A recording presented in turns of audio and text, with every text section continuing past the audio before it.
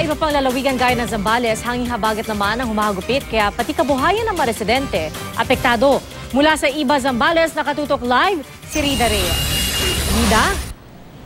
Pia, hindi man kabilang ang Zambales sa mga lalawigan na isinailalim sa storm warning signal, bunsod pa rin ng bagyong Ineng. Nakaranas pa rin tayo sa buong maghapon ng mayat mayang sungit ng panahon, bunsod naman ng mas pinalakas na habagat. Maghapong nagdilim ang langit at umihip ang malakas na hangin na nagpahampas sa alon sa mga baybayin ng Zambales. Ito raw ang laging pinaghahandaan ng mga residente sa tuwing may nagbabadyang isang malakas na bagyo.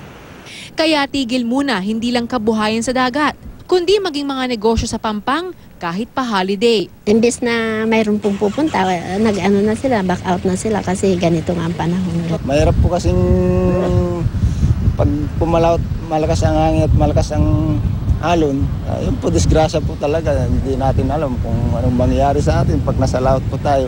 Pero may ilang mga turista na ayaw magpaawat. Nakaschedule kami today, holiday, so wala kaming choice. Ingat na lang. Ganun. 11 coastal municipalities ang binabantayan ng PDRRMO. Halos lahat ng mga bayan sa buong Zambales malapit sa dagat. Kaya sa tuwing may tumatamang gantong sama ng panahon gaya ng habagat o ng bagyo, hindi lang ang otoridad ang mabilis na nakaalerto, kundi maging mismong ang mga residente. Pero hindi lang storm surge ang banta sa lalawigan pag may sama ng panahon, kundi maging matinding pagbaha at landslide na karaniwang nararanasan sa mga bayang nasa paanan ng bundok.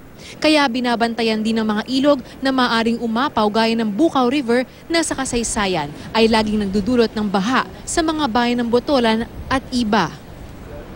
Pia, maghapon nga umulan dito sa Zambales, umaasa pa rin ang mga residente na sana raw ay hindi na madagdagan pa ang ulan na yan at hindi na magtuloy-tuloy hanggang sa weekend na darating para naman daw hindi nila harapin ang panibagong banta naman ng pagbaha, partikular doon sa mga low-lying areas. Pia. Maraming salamat, Rida Reyes.